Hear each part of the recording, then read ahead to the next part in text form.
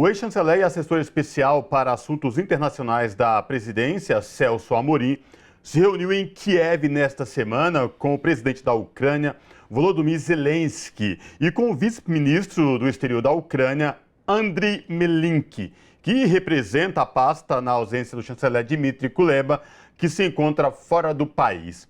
Segundo o presidente Luiz Inácio Lula da Silva, o Brasil está fazendo um esforço muito grande para construir um grupo de países, entre eles China e Índia, para negociar um acordo de paz. Sobre essa questão, a revista Brasil TVT conversa agora com Flávio Aguiar, escritor, jornalista radicado em Berlim e professor aposentado de literatura na Universidade de São Paulo. Flávio Aguiar, tudo bem? Prazer te receber aqui no Revista Brasil TVT. Seja bem-vindo. Muito obrigado, é sempre um prazer conversar com vocês, com a TVT e os telespectadores. Maravilha. Flávio, esta semana, expectativa aí, o ex-chanceler Celso Amorim esteve na Ucrânia a pedido do presidente Luiz Inácio Lula da Silva, teve conversa com o presidente ucraniano e com o chanceler da Ucrânia também, e muito se falou desta visita. Eu queria te ouvir, você está aí em Berlim, como foi repercutida aí esta ida de Celso Amorim à Ucrânia, uma vez que o Brasil se empenha aí para que, de fato, um acordo de paz comece a ser desenhado para que esta guerra, esse conflito Rússia e Ucrânia finalmente chegue ao fim. Flávio, eu queria te ouvir sobre essa questão.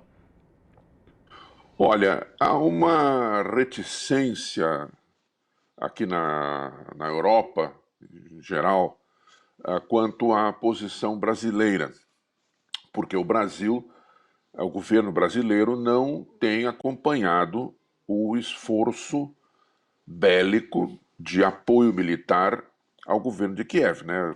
Sabem, o governo brasileiro, por exemplo, se recusou a enviar munição para os tanques Leopardo, de fabricação alemã, que foram enviados para apoiar o governo de Kiev. O Brasil, embora tenha condenado a invasão da Ucrânia pela Rússia na Assembleia Geral da ONU, se mantém neutro em relação à guerra. E isso provoca certas reticências aqui.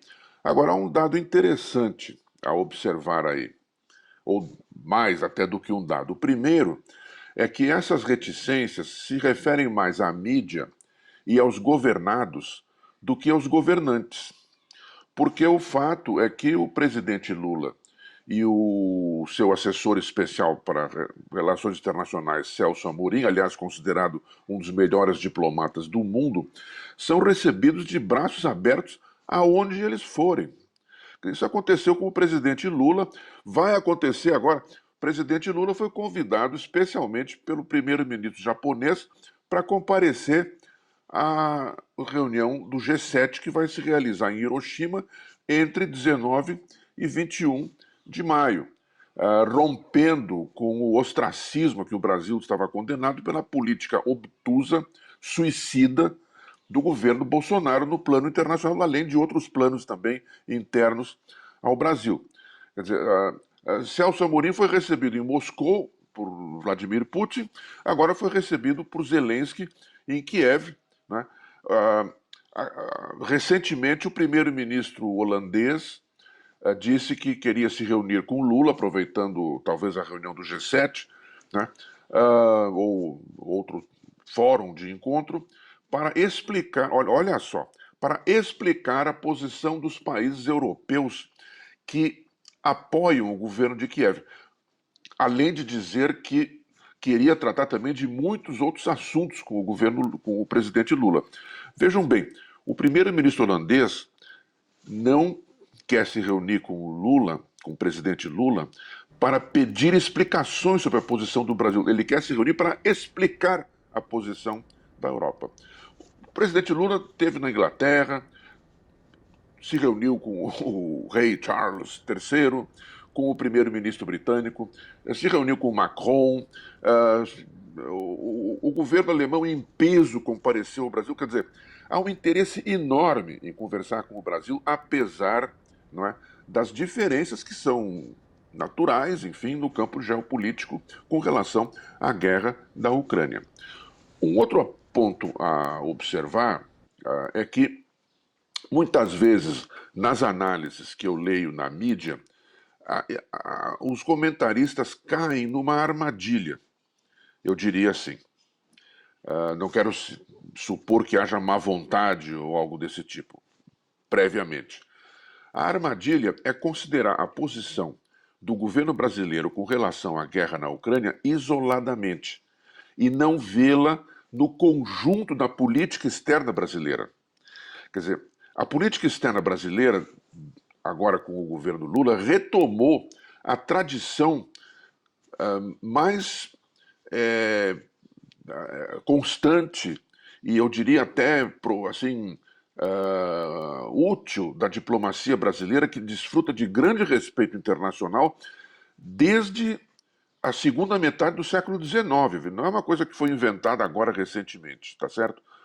O alinhamento automático com potências geopolíticas é uma exceção na política externa brasileira, não é a regra. Desde Dom Pedro II, que, aliás, rompeu relações com a Grã-Bretanha, que era, naquele momento, a grande influência na política brasileira, interna, inclusive, e externa e comercial. Né? Rompeu devido a problemas diplomáticos durante dois ou 3 anos e depois restabeleceu as relações diplomáticas diante de um pedido de desculpa na Inglaterra perante o governo brasileiro. Não é pouca coisa, mas desde então a política externa dominante do Brasil, que sempre desfrutou de grande respeito internacional, rompido esse respeito pelo governo Bolsonaro, com sua política confusa, obtusa, cheia de equívocos geopolíticos, né? A política externa brasileira sempre foi a de não alinhamento automático, mesmo durante a maior parte até da ditadura militar, que estava firmemente do lado dos Estados Unidos, no caso da Guerra Fria, mas que não se alinhava automaticamente. Cito Cuba como exemplo, e outros mais, o acordo nuclear com a Alemanha, por exemplo, né, e outros mais. Ou seja, o governo Lula ele está retomando essa tradição. O que nós podemos considerar, no caso da política externa do governo Lula, está contido na palavra que apareceu numa revista insuspeita de apoio ao governo Lula, a revista Foreign Affairs, editada nos Estados Unidos, uma revista seríssima do ponto de vista de comentários sobre geopolítica, do campo conservador, né, mas é muito séria, tem um espectro plural. Nessa revista saiu um artigo no final de março dizendo que o que caracterizava a política externa brasileira do governo Lula era a palavra restauração. Restauração do diálogo, da credibilidade da política, do seu prestígio e da possibilidade e da vontade que o Brasil tem de conversar com todo mundo o tempo todo o tempo, sem restrições. Flávio, Não é? diante disso que você coloca, dessa postura, dessa retomada, Celso Amorim foi um dos únicos representantes internacionais que se encontrou tanto com Putin quanto com Zelensky. E diversas vezes presidente Lula já se posicionou no campo de que a saída não vai ser unilateral nessa questão. O Brasil não vai se posicionar para uma saída unilateral nessa questão do conflito entre Rússia e Ucrânia. A gente pode avaliar, então, que o Brasil se coloca como um protagonista nessa busca de tentar um caminho de acordo entre as nações, como o Lula vem tentando, inclusive, indicar um comitê de paz que seja com outros países. O Brasil, então, se coloca como protagonista nessa relação, tendo em vista, inclusive, que Zelensky recebeu muito bem Amorim, né? Fez até um meia-culpa da relação da Ucrânia com a América Latina na sua estada lá, que a Ucrânia tinha ali enfraquecido os elos com a América Latina. Gostaria de te ouvir nesse campo, assim, da resolução do conflito entre Rússia e Ucrânia e o que o Brasil pode colaborar nisso. Olha, é necessário, em primeiro lugar, ouvir bem, né? Como você mesmo citou, um detalhe muito importante, é necessário ouvir bem o que o presidente Lula diz a esse respeito. Uma das primeiras coisas que ele declarou, ao se referir ao conflito, à guerra na Ucrânia, foi que o Brasil sozinho não tem poder de mediação. Quer dizer, ele usou até uma palavra que vem do jogo de pôquer, não tem cacife para mediar sozinho essa questão. O esforço brasileiro, como você muito bem situou, é o de constituir um grupo de países, incluindo China, Índia, África do Sul e outros mais, para tentar criar, digamos assim, uma frente de apoio à ideia da pacificação e do cessar-fogo. O primeiro passo disso seria um cessar-fogo para terminar com a carnificina que está destruindo a Ucrânia e sacrificando soldados, a juventude russa igualmente. Toda guerra tem um ponto de insanidade e de parte a parte. Não adianta querer dizer que somente os russos cometem atrocidades ou que somente os ucranianos cometem atrocidades. Toda guerra é uma guerra e quem sofre mais são as partes mais fracas, mulheres, crianças, idosos, né? A população civil. Hoje se estima que quase um terço da população da Ucrânia, ou um quarto da população da Ucrânia, deva ter deixado o país, seja em direção à Rússia, seja em direção aos países da Europa central e ocidental. Né? Então, o grande esforço que o presidente Lula está fazendo é o de constituir essa frente internacional que pressione politicamente Putin e Zelensky para sentar-se numa mesa de negociação e fazendo concessões, porque é impossível fazer uma negociação de paz sem fazer concessões. É isso que o presidente Lula e o governo brasileiro têm insistido, né, de maneira muito clara. Um outro detalhe que é importante citar nessa frente também é que o Brasil já teve um grande prestígio diplomaticamente na questão ambiental e como liderança do chamado Sul do mundo. E isso foi comprometido pelo desastre que foi a política do governo Bolsonaro, Ernesto Araújo, seu primeiro chanceler, né? E toda a política errática que ele desenvolveu. E é bom lembrar que se a Rússia sofreu uma condenação esmagadora na Assembleia Geral da ONU, pela votação, tanto pela votação pelos países que condenaram a invasão, como por aqueles que se abstiveram, inclusive a China, né? A Venezuela, que nem compareceu à primeira votação, e outros países tradicionais aliados da Rússia que se abstiveram nessa votação. Né? Entretanto, é bom lembrar que a maioria desses países não aderiram às sanções econômicas contra a Rússia. A Índia não aderiu.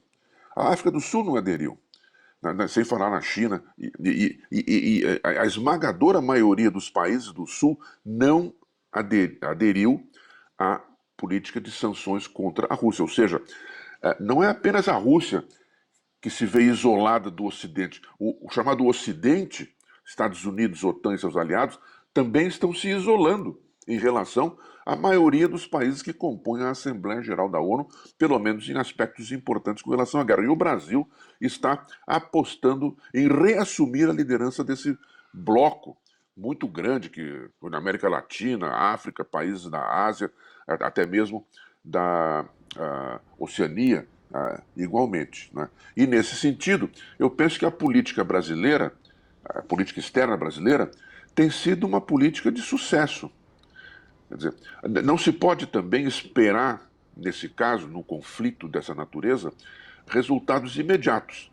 Quer dizer, não é porque o chanceler, o ex-chanceler Celso Amorim, foi a Moscou recentemente e foi a Kiev agora na semana anterior, que Zelensky e Putin vão se reunir segunda-feira ou terça-feira para discutir a paz. Quer dizer, o tempo desse tipo de diplomacia, da geopolítica, não é esse. É mais lento, é um tempo de acúmulo. E eu penso que o governo brasileiro faz muito bem em se distanciar da guerra. O Brasil não tem a lucrar nada com participar diretamente ou se envolver diretamente com apoiar algum dos lados. Né? E também o governo brasileiro faz um acerto muito grande em assumir a liderança, uma das lideranças, porque a China também vem falando nisso, né, de uma proposta de estabelecer a possibilidade de uma paz nesse conflito que vem provocando danos enormes à economia mundial. vem aumentando problemas de alimentação, agrícolas, né? Problemas de insumos para remédios, né? Enfim, vem travando a economia mundial, além de ameaçar, né? Vocês imaginem que de repente alguém aperta o botão certo numa hora errada e nós vamos parar num conflito de dimensões enormes que ninguém consegue prever o que vai acontecer.